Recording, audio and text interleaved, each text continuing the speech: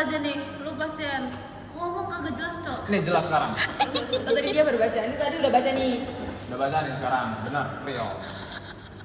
Baik Ibu, Jangan cepet-cepet. saya ngomongnya. akan melakukan pemeriksaan kepala leher dan juga refleks scanningnya pada anak Ibu.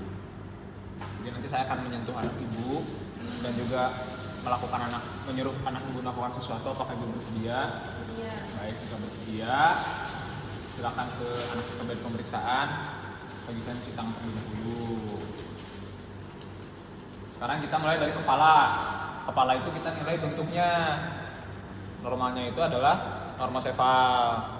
Seperti itu. Baik dari bentuk kepala, normosefali. Terus sekarang mengukur lingkar kepala dari glabella ke belakang menggunakan neckline.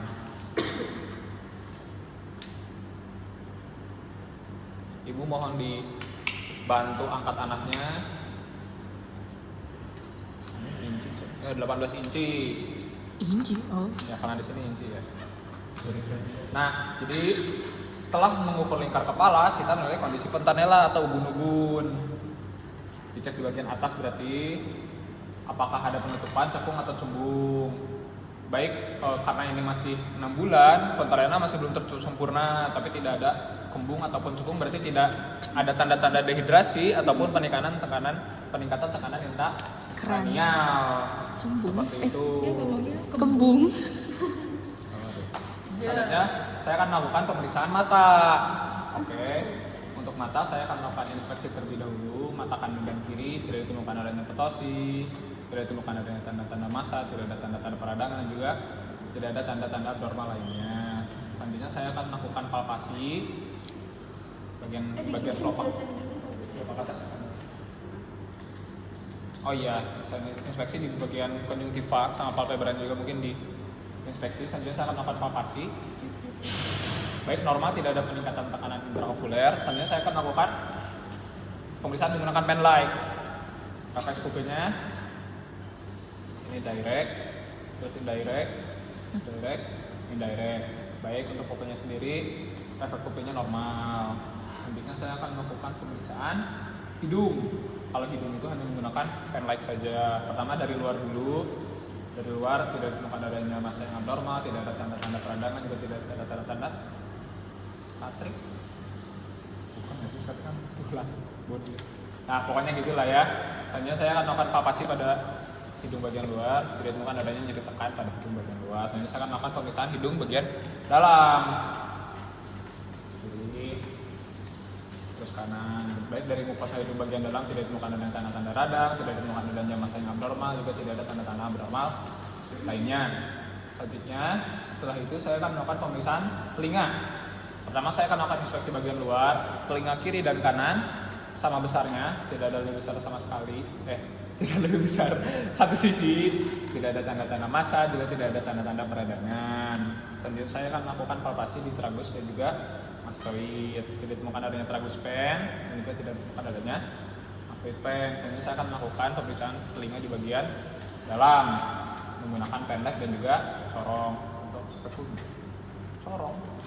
Iya benar. Ya, corong, menggunakan corong. Cek. Berarti ini kita nggak bisa lihat membran tulang. Bisa. Jadi terus kanan.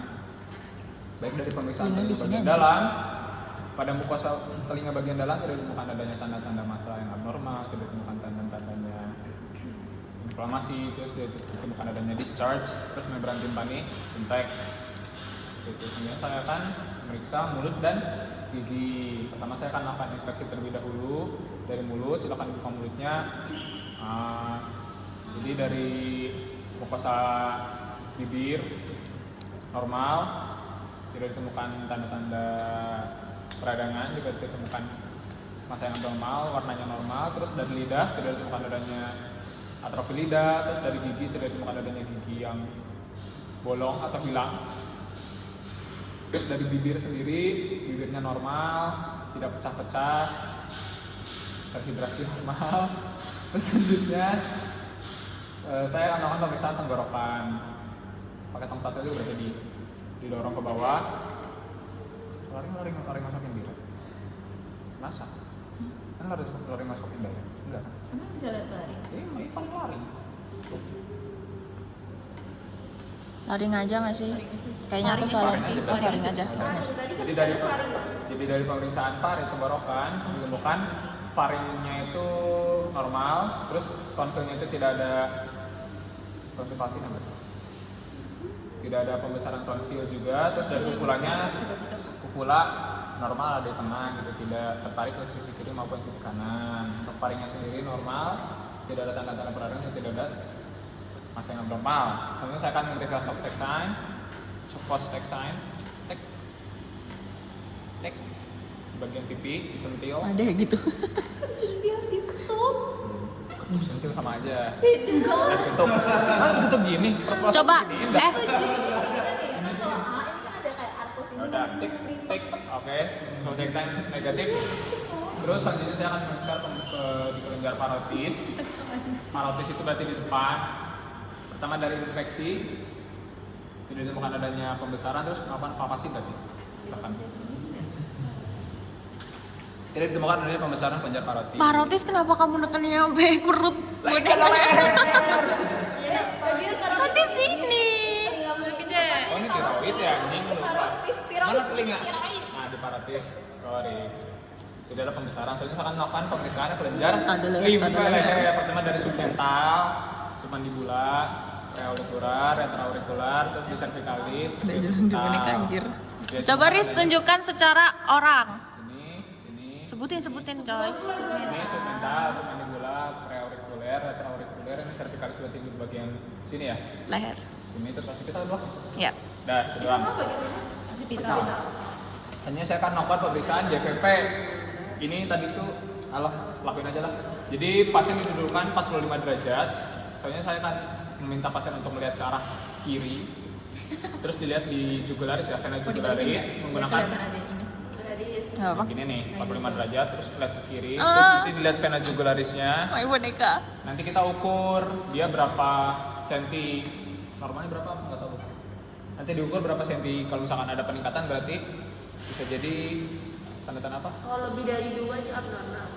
Ya itu. Wow, kecil banget ya. Kalau di orang normal berapa sih? Setelah JVP. Ada 5 ya? 2 cm. Nah, selanjutnya saya setelah melakukan JVP akan memeriksa tanda-tanda rangsang meningel. Pertama itu dari kaki kuduk. Pasien diminta untuk mendekatkan dagunya ke bagian dada. Set. Tidak ditemukan adanya involuntary fleksi berarti. Enggak, aku duduk. Bisa ya berarti bisa. bisa. Tidak kenapa Kaki kuduk berarti bisa. Tidak ada tahanan pada bagian dada pasien. Terus berjenis satunya juga. Untuk berjenis satu ketika pemeriksaan tadi tidak ditemukan adanya fleksi involunter pada kaki pasien. Berarti negatif.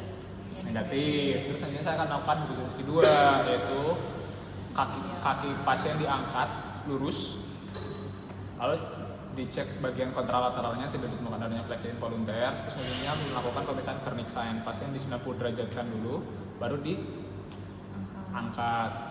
Kakinya bisa diangkat 135 derajat kayaknya. 135 derajat dan juga tidak ada tahanan dan juga tidak ada rasa nyeri pada pasien. Selanjutnya sudah selesai, silakan menggunakan pakaiannya lagi. Saya kisahkan. Nice.